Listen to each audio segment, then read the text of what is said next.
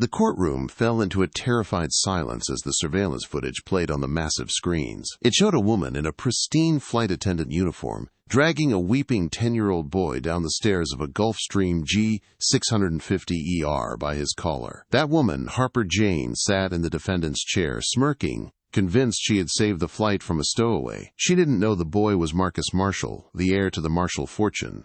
She didn't know the woman she had brushed past on the tarmac was Serena Marshall, the billionaire media tycoon who could buy and sell the entire airline before breakfast. And she certainly didn't know that today, in this courtroom, her life was about to be dismantled, piece by piece. The mahogany gavel slammed down, echoing like a gunshot through the high-ceilinged chamber of the New York State Supreme Court. "Order," Judge Harrison barked, his eyes narrowing behind thick spectacles. "Miss Jane, you will refrain from rolling your eyes while the plaintiff's counsel is speaking. This is your final warning." Harper Jane shifted in her seat, smoothing the skirt of her navy blue suit. It was a cheap imitation of the designer gear she used to see on her passengers, but she wore it with the arrogance of royalty. She flicked her blonde hair back, offering the judge a tight, practiced smile, the same smile she used to give passengers right before she told them we were out of champagne. "I apologize, Your Honor," Harper said, her voice dripping with faux sweetness. "It's just difficult to sit here and listen to Mr. Thorne twist the facts. I was doing my job. I was protecting the asset." David Thorne, the lead attorney for the Marshall family, stood slowly. He was a shark in a three-piece charcoal suit, a man whose hourly rate was higher than Harper's annual salary had been. He didn't look angry. He looked bored, which was infinitely more terrifying. He walked toward the witness stand, placing a manicured hand on the wooden railing. "Protecting the asset," Thorne repeated, his voice low and smooth. "That is the narrative you are sticking to, Ms. Jane? That on the morning of November 14th, at Teterboro Airport, you forcibly removed a child from a private jet to protect the asset?" "He didn't belong there," Harper said, her chin lifting defiantly. She looked toward the jury, trying to make eye contact, to find a sympathetic face. "Look, we have strict protocols. Private aviation isn't like flying commercial. We have high-profile clients, CEOs, celebrities, politicians. Security is paramount. When I saw a raggedy kid sitting in the main cabin, dirty sneakers on the Italian leather, I made a command decision." "Raggedy," Thorne repeated, glancing down at a file on his desk. "Interesting choice of words." "He was wearing a hoodie," Harper scoffed, "and baggy jeans. He looked like he'd wandered in off the street or hopped the perimeter fence. We hear about tarmac breaches all the time. I thought he was a threat." "Did you ask for his boarding pass?" Thorne asked. "You don't have boarding passes on a private charter in the same way, you know that," Harper snapped. "I checked the manifest. It listed Serena Marshall and guest. I was expecting a business partner, AVP, maybe a husband. Not a 10-year-old boy looking like he was about to graffiti the bulkhead." In the back of the courtroom, the heavy oak doors opened. The air in the room seemed to change pressure, dropping 10 degrees instantly. Heads turned. Harper looked back and faltered. Her smile twitched. Walking down the center aisle was Serena Marshall. She didn't walk. She glided, a force of nature wrapped in white cashmere and diamonds that caught the courtroom lights. She was the CEO of Marshall Media, a self-made billionaire known for her ruthless business tactics and her fierce protection of her family. Beside her walked a young boy, Marcus. He looked small in a neatly pressed suit, his eyes fixed on the floor, his hand gripping his mother's tightly. Harper felt a cold bead of sweat trickle down her spine. It was the first time she had seen Serena Marshall in person since that day. On the tarmac, Serena had been wearing oversized sunglasses and a simple trench coat, and Harper had mistaken her for a personal assistant or a nanny. Now, the power radiating off the woman was enough to crack the courtroom floor. "Let the record show," Thorne said, gesturing to the back of the room, "that Mrs. Serena Marshall and her son, Marcus Marshall, have entered the courtroom." Judge Harrison nodded. "Duly noted. Please continue, Mr. Thorne." Thorne turned back to Harper, his eyes hardening. "Ms. Jane, you claim you thought Marcus was a threat. You claim he looked raggedy. But isn't it true that your decision had nothing to do with his hoodie and everything to do with the color of his skin? Objection! Harper's lawyer, a court-appointed public defender who looked like he hadn't slept in a week, jumped up. Speculation! Badgering! The witness. Sustained on the badgering, but I'll allow the line of questioning. Judge Harrison ruled. Harper leaned into the microphone, her face flushing pink. I am not a racist, Mr. Thorne. I have black friends. I have served black passengers, rappers, athletes. Rappers and athletes, Thorne interrupted, cutting her off with surgical precision. Entertainers, people you expect to see. But a black child, sitting alone in seat 1A, reading a book on astrophysics. That didn't fit your worldview, did it? He wasn't reading. Harper lied, her voice rising an octave. He was rummaging through the storage bins. He was trying to steal the silverware. A gasp rippled through the gallery. In the front row, Serena Marshall didn't flinch. She simply stared at Harper, her gaze cold and unblinking, like a predator watching wounded prey. Thorne smiled, a predatory expression that signaled the trap was about to snap shut. Stealing is overwear. That is a new addition to your testimony, Ms. Jane. You didn't mention theft in your police report. You didn't mention it in your dismissal interview with the charter company. Why mention it now? I forgot, Harper stammered. It was chaotic. Let's look at the chaos, shall we? Thorne picked up a remote control. Your Honor, I would like to submit Exhibit C into evidence. The cabin security footage from the Gulfstream G650ER, tail number N650ST, recorded on the morning in question. Harper froze. There isn't any footage. The cameras were off. We were on the ground. Thorne's smile widened. Ms. Jane, the G650ER is a $65 million aircraft. The cameras are never off. The massive screen on the courtroom wall flickered to life. The timestamp in the corner read 8:15 a.m. The image was crystal clear. The interior of the jet was lavish. Cream-colored leather seats, polished walnut tables, gold fixtures. It was a flying palace. In the frame, a young boy entered. It was Marcus. He wasn't sneaking. He wasn't running. He walked in calmly, carrying a backpack and a hardcover book. He looked around with a sense of wonder, running his hand gently over the back of a seat. He sat down in seat 1A, the prime spot, and buckled his seatbelt. He opened his book. He sat there for 5 minutes, perfectly still, reading. Then, Harper entered the frame. On the screen, she was bustling around, checking catering trays. She turned, saw Marcus, and visibly recoiled. She dropped the stack of napkins she was holding. The audio from the cabin recording crackled through the courtroom speakers. Hey, you! The digital voice of Harper screeched. What do you think you're doing? On screen, Marcus jumped, looking terrified.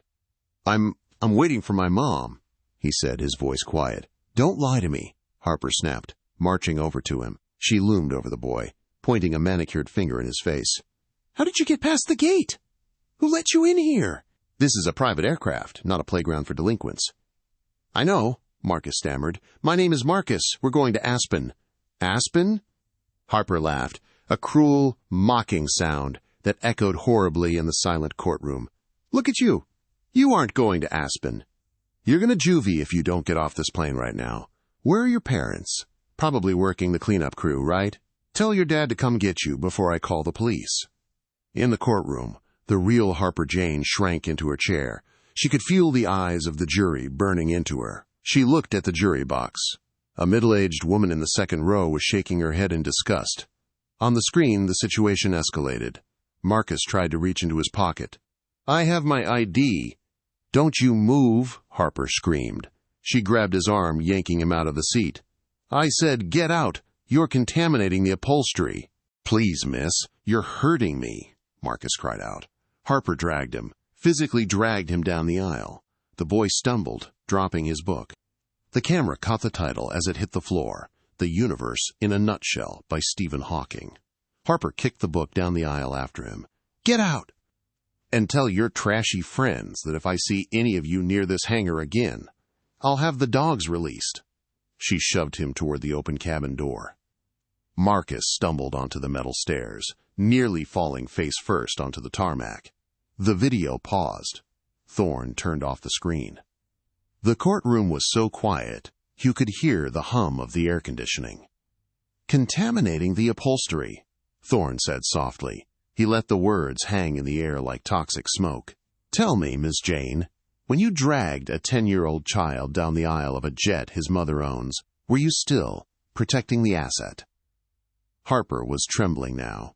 Her face was pale, her lipstick standing out like a fresh wound.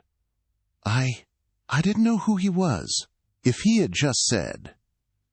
"He tried to tell you," Thorne roared, his voice suddenly thundering, making the stenographer jump. "He tried to show you his ID. He told you his name. But you didn't hear him, did you? Because you didn't see a passenger. You didn't even see a child. You saw a stereotype."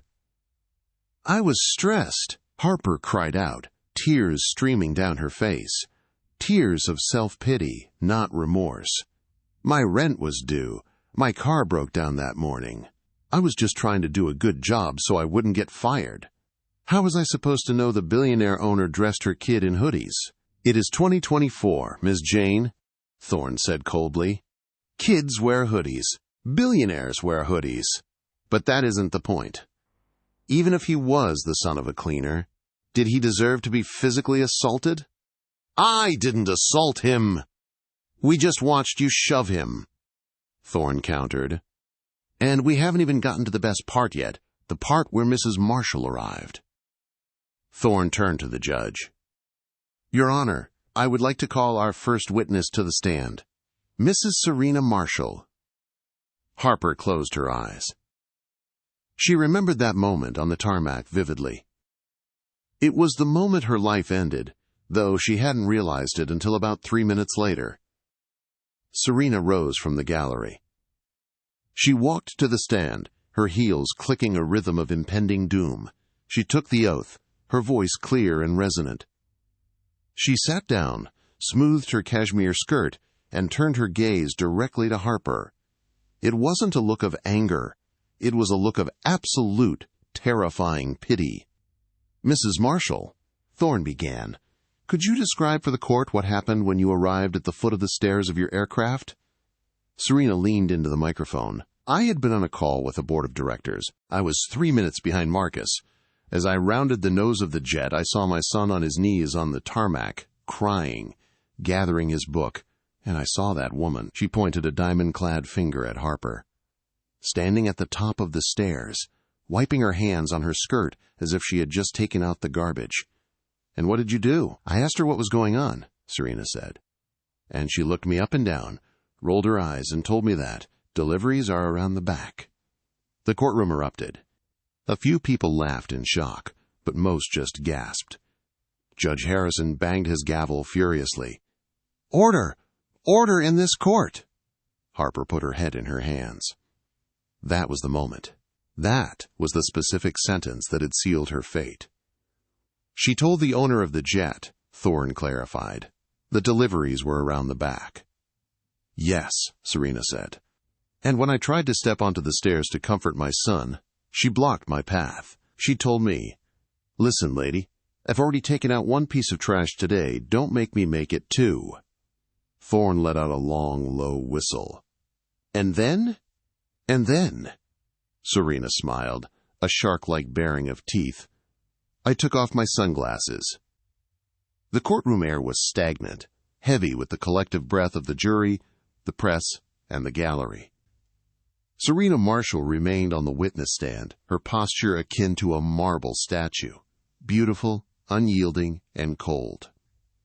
"Take us back to that moment, Mrs. Marshall," David Thorne said gently, leaning against the wooden railing of the jury box.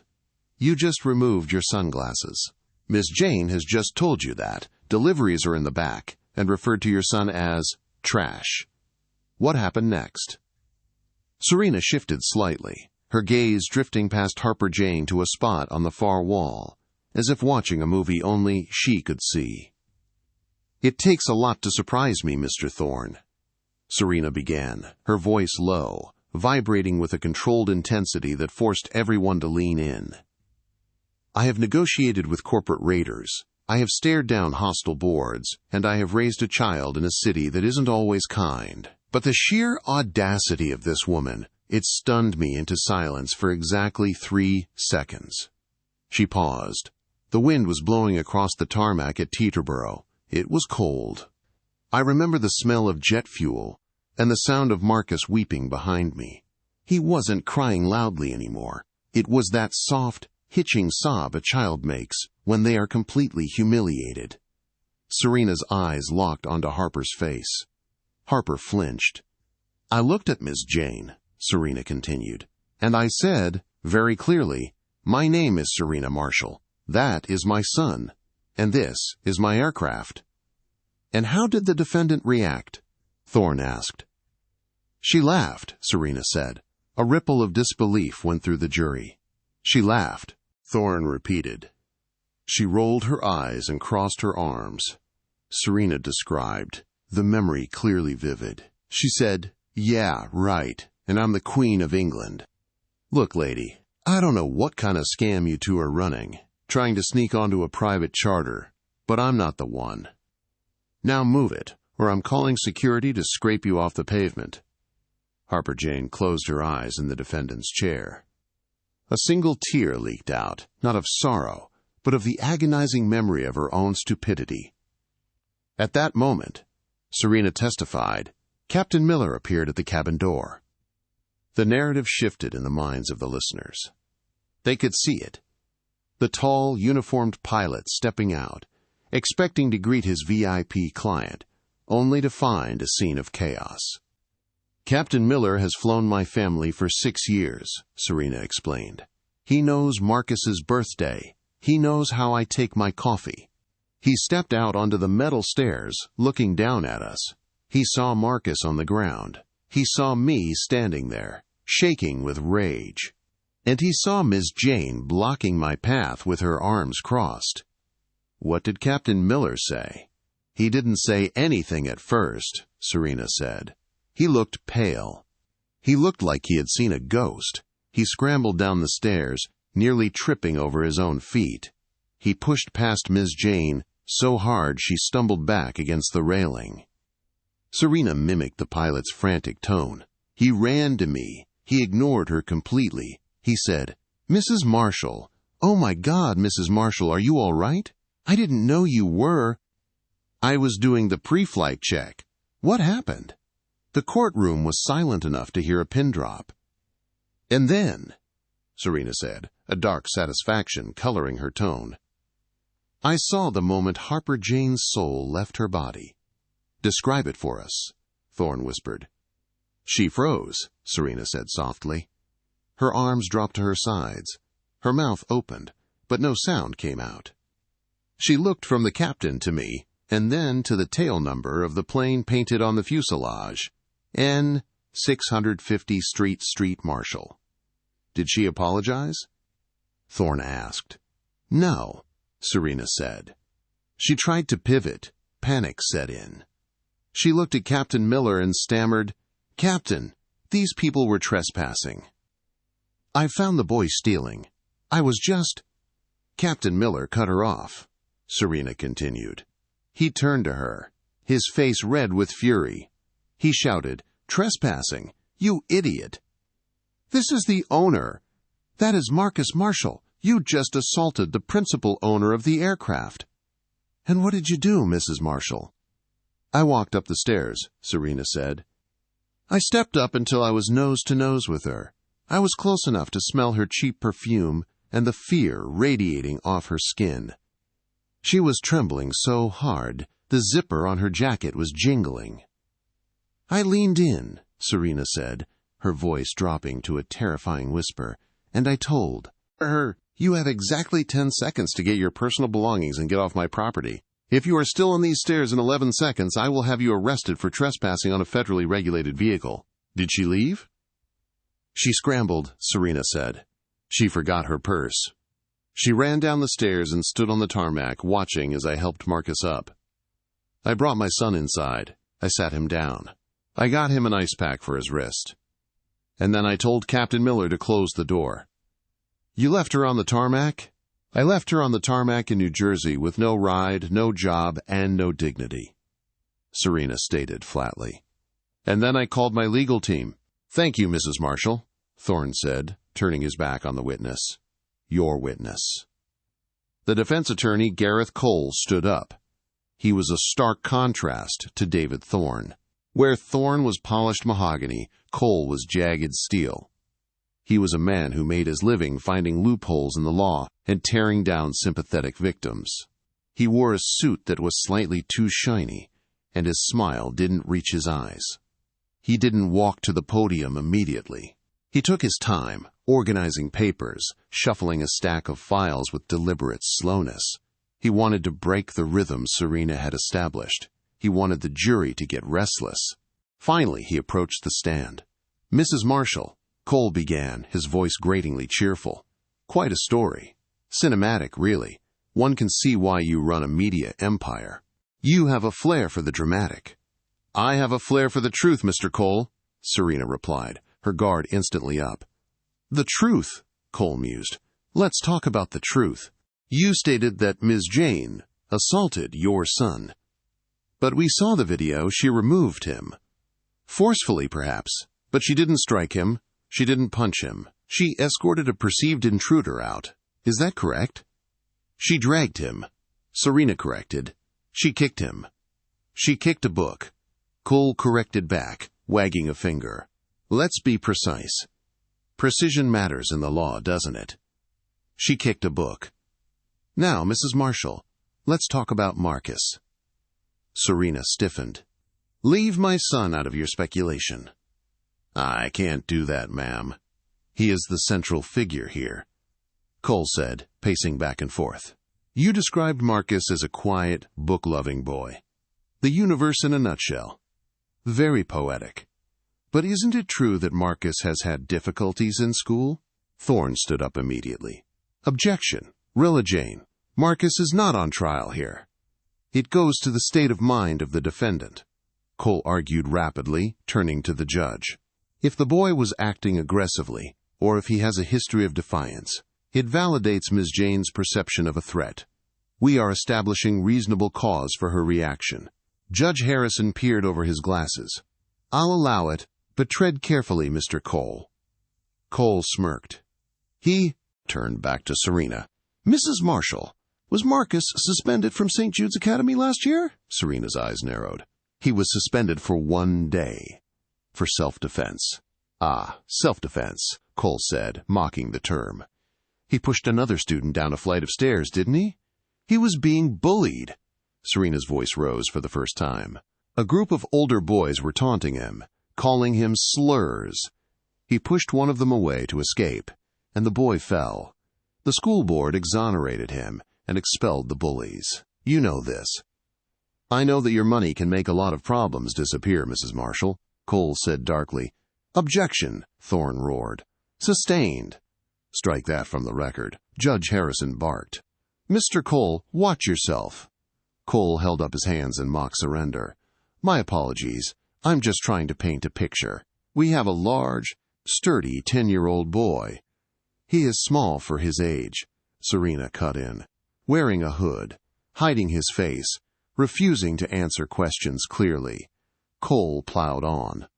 And we have Ms. Jane, a working-class woman, a single woman living paycheck to paycheck. She is alone on a plane. She sees a male figure she doesn't recognize. She is terrified. She follows protocol. And now, because she made an honest mistake involving the son of a billionaire, you want to destroy her life. Cole leaned on the railing, staring up at Serena. Tell me, Mrs. Marshall, if this had been a white child in a blazer, and Miss Jane had kicked him off for trespassing, would we be here? Or would you have just fired her and moved on? Is this trial about justice? Or is this about a wealthy woman who can't handle the fact that someone didn't recognize her royalty? The courtroom murmured. Cole was twisting the narrative, painting Harper as the victim of a class war. He was good.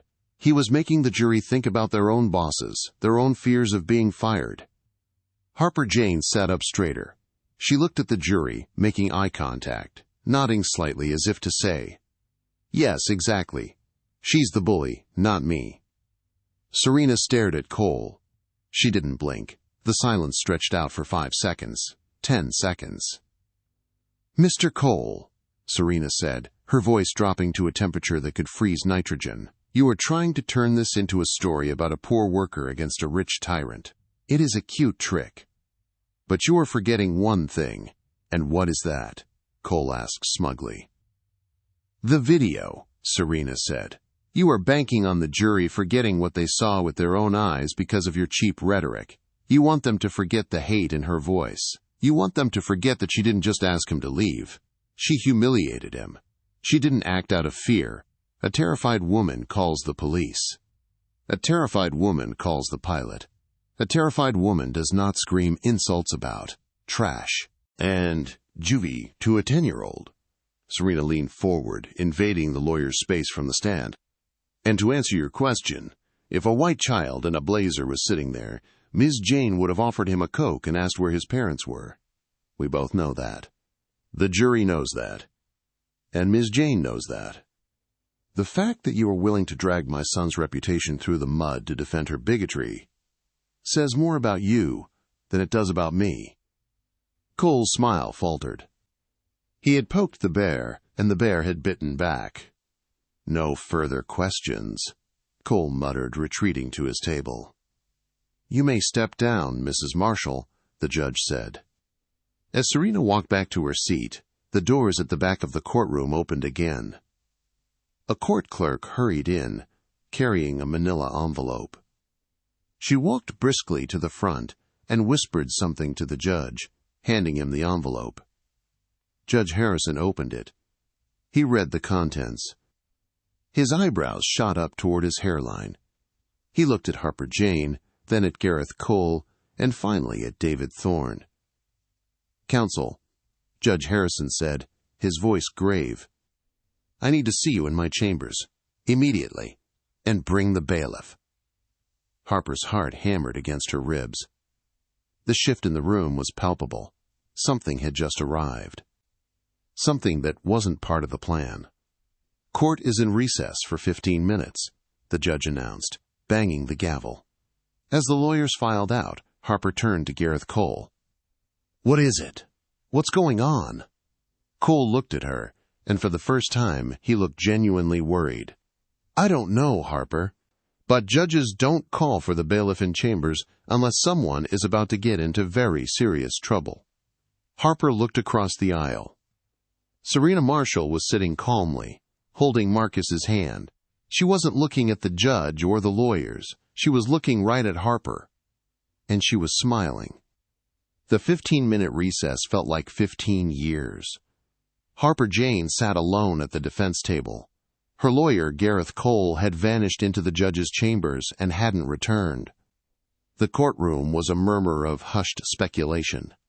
Harper looked back at the gallery, but the faces that met hers were hard, unsmiling. The court of public opinion had already returned its verdict, and it wasn't good. She looked at Serena Marshall.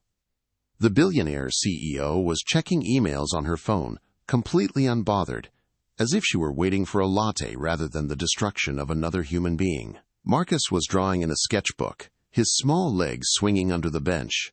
Finally, the door to the chambers opened. Judge Harrison walked out first.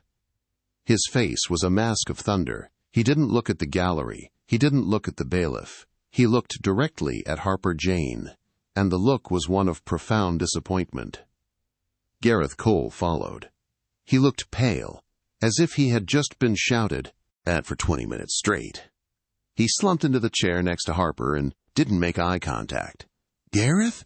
Harper whispered, panic rising in her throat like bile. "What happened? What was in the envelope?" Cole didn't answer. He just began packing his pens into his briefcase, his movements jerky and nervous. "Mr. Thorne," Judge Harrison boomed, his voice echoing off the mahogany walls, "you may proceed with the new evidence. I have ruled it admissible under the state of mind exception given the timeline of its recovery. David Thorne stood up. He held the manila envelope in his hand. He walked to the center of the room, taking his time. He wanted the suspense to suffocate the defense. "Ladies and gentlemen of the jury," Thorne began, his voice dangerously low. "The defense has built their entire case on a single premise: fear. They claim Ms. Jane was a terrified woman, acting on instinct to protect herself and the aircraft from an unknown intruder." Thorne paced in front of the jury box. "They claim she didn't know who Marcus was. They claim she thought he was a threat. It's a compelling story. But, unfortunately for Ms. Jane, we live in a digital age.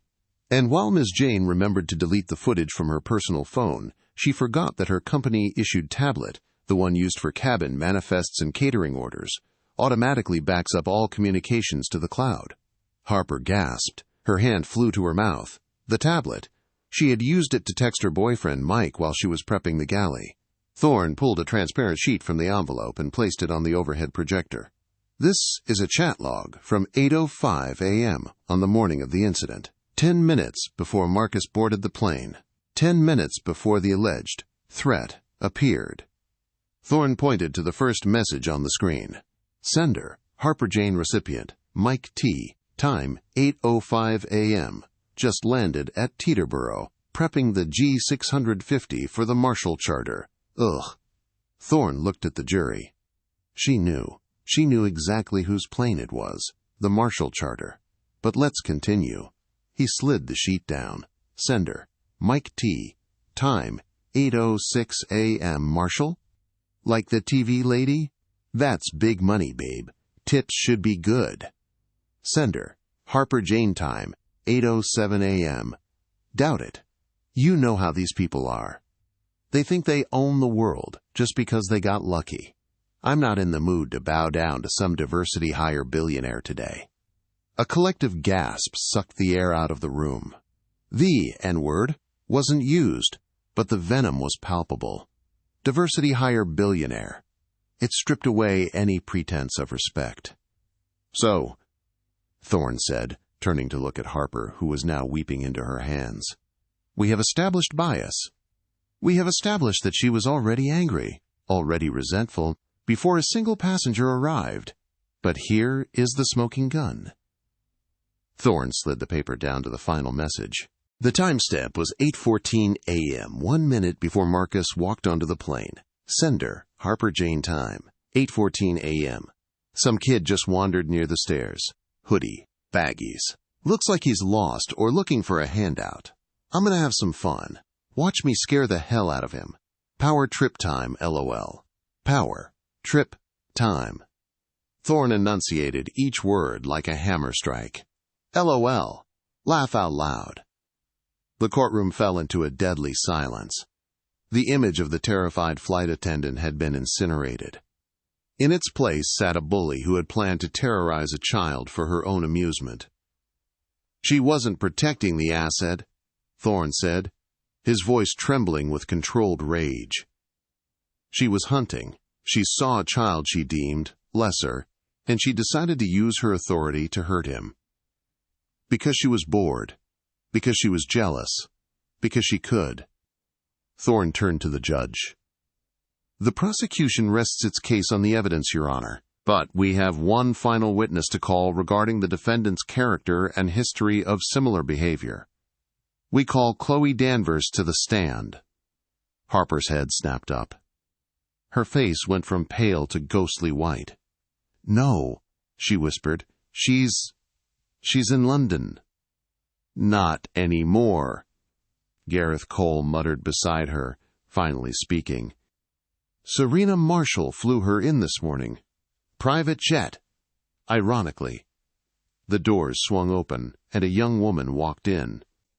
Chloe Danvers was petite, with dark hair pulled back in a severe bun.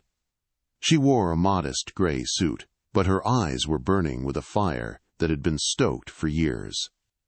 She walked to the witness stand with purpose. She didn't look at the jury. She didn't look at the judge. She looked straight at Harper Jane. Harper couldn't meet her gaze. She looked down at the table, her fingernails digging into the wood. Chloe took the oath. "Miss Danvers," Thorne said gently, "thank you for coming. Can you tell the court how you know the defendant, Harper Jane?" "We worked together," Chloe said. Her voice was steady, clear, British. "We were both senior cabin crew for Prestige Air Charter for 3 years. We flew the transatlantic routes together." "And would you consider yourself friends?" "I did," Chloe said, a flash of pain crossing her face. "Until the incident in Dubai." "Tell us about Dubai." Chloe took a deep breath. "It was 2 years ago. We were flying a royal charter. A very high-status family. There was a misunderstanding with the catering. Halal meals were requested, but pork was loaded onto the aircraft. A serious error," Thorne noted. "A career-ending error." Chloe agreed. "I was in the back galley, organizing the linens. Harper was in charge of the catering manifest.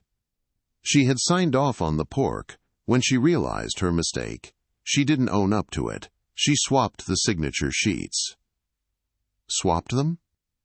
"She forged my signature on the acceptance forms," Chloe said, her voice hardening. "And when the client discovered the error mid-flight, Harper blamed me.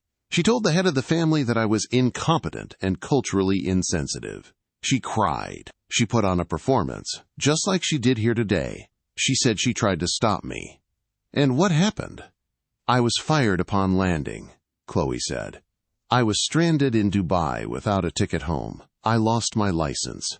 I lost my reputation. I spent 2 years trying to clear my name."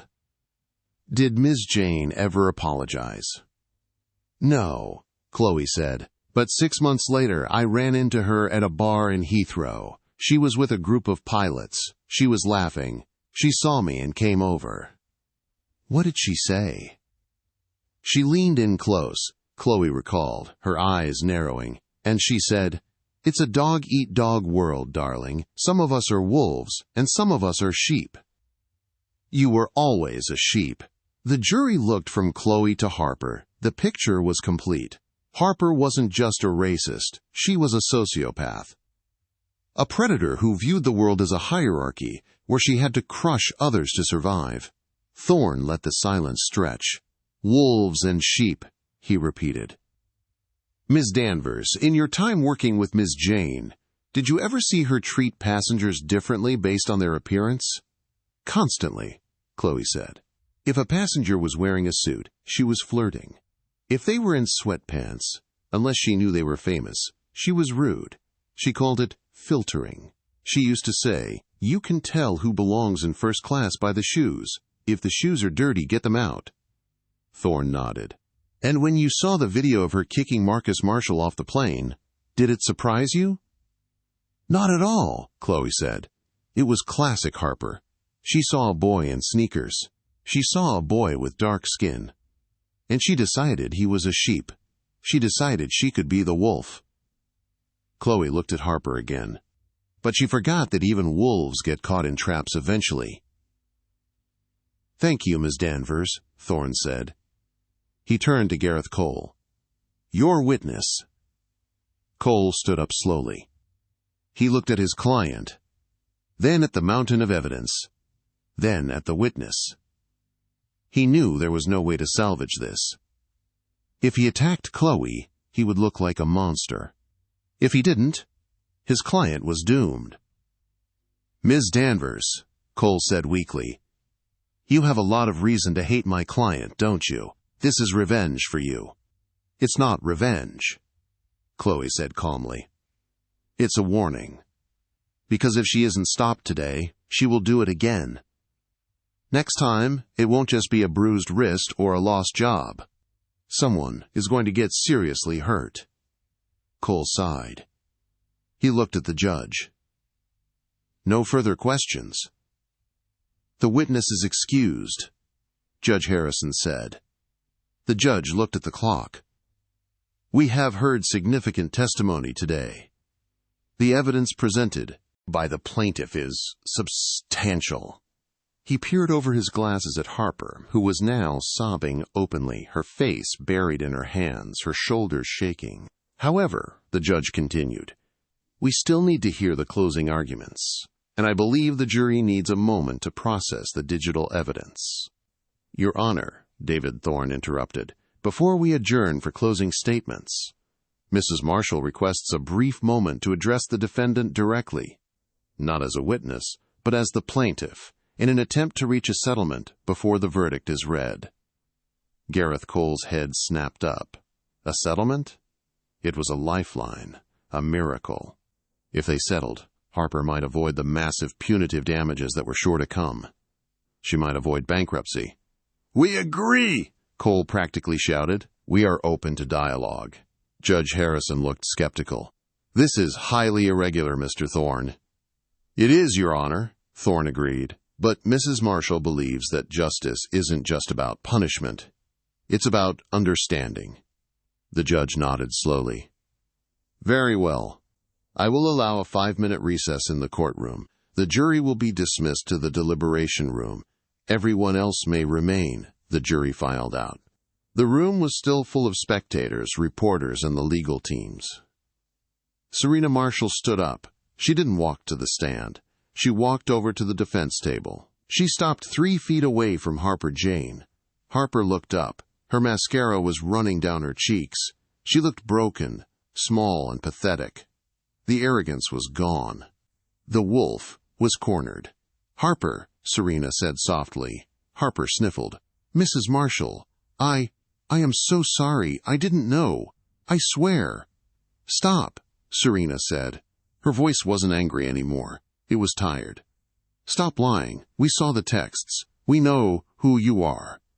Serena pulled a chair over and sat down, forcing Harper to look her in the eye. You aren't sorry you did it, Serena said. You're sorry you did it to me.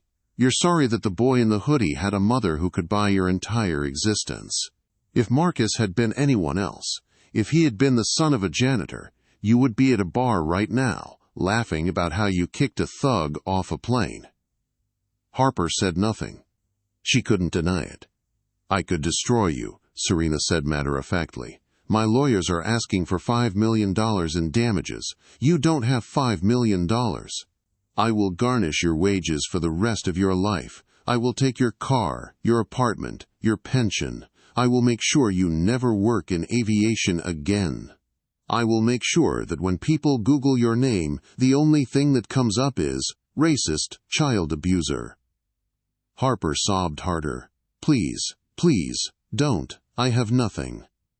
You have your freedom, Serena said. For now, Serena leaned in close. I am going to offer you a choice, Harper. A settlement. Harper's eyes widened with hope. Anything. I'll do anything.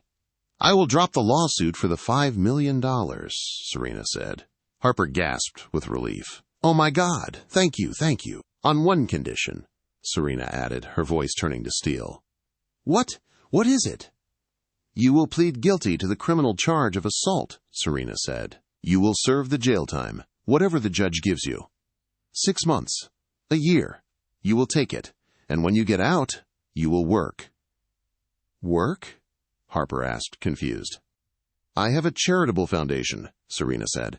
We run community centers in the toughest neighborhoods in Chicago and New York. We help raggedy kids. Kids in hoodies. Kids you think are trash. Serena stood up, towering over the fallen woman. You will complete 2,000 hours of community service at the Southside Youth Center. You will clean the floors. You will serve the food. You will help them with their homework. You will look them in the eye every single day for 2 years.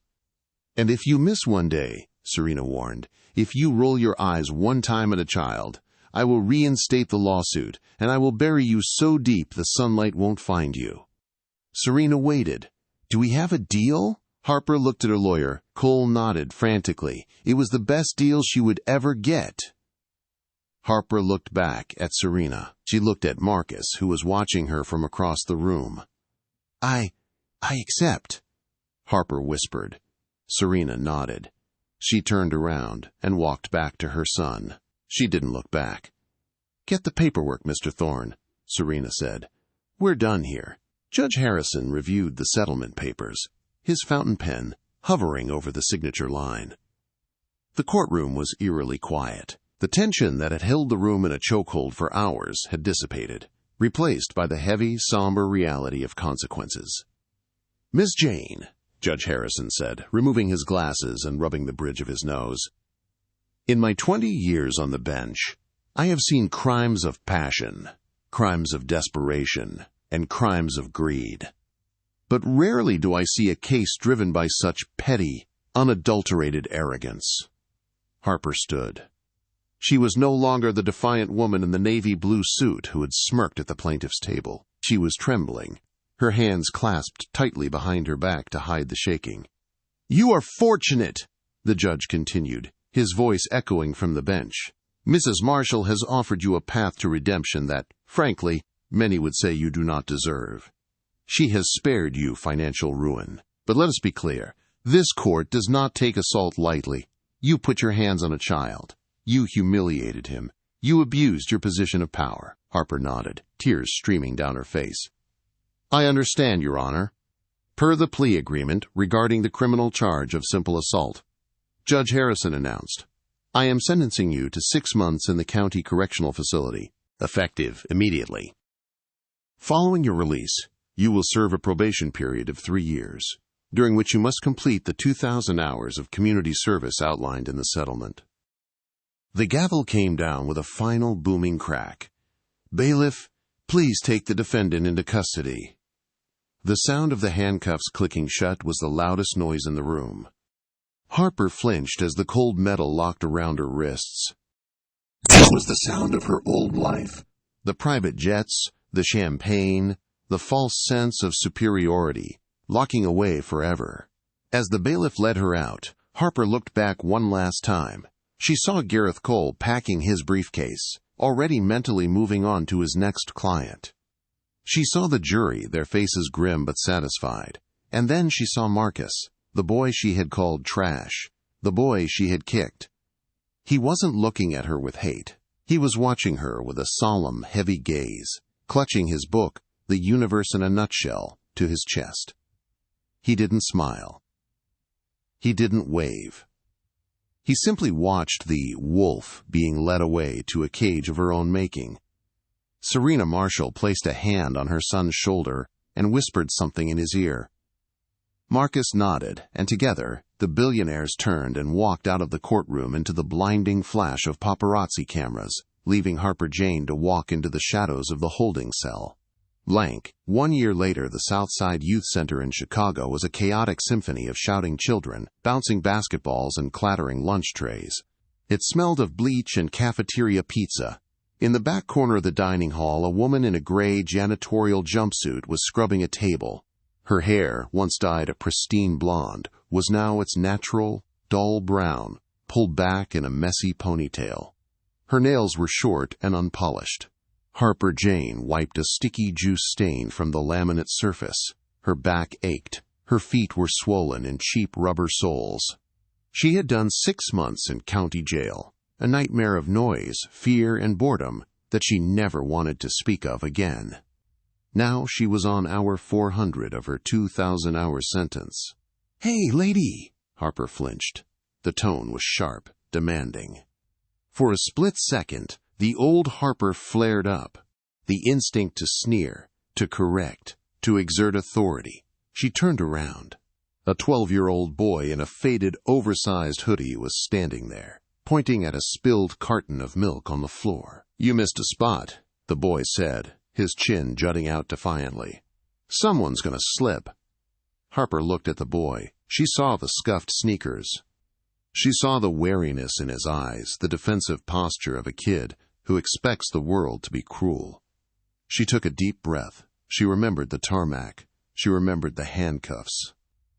She remembered the look on Serena Marshall's face, not of anger, but of pity.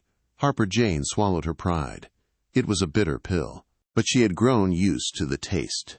"You're right," Harper said, her voice raspy. "I'm sorry. I'll get it right now." She grabbed the mop bucket and wheeled it over. She wrung out the mop and began to clean the floor at the boy's feet. "Watch your shoes," she murmured softly. "Don't want you to get them wet." The boy looked at her, surprised by the lack of hostility. He shrugged, stepped back and ran off to join his friends.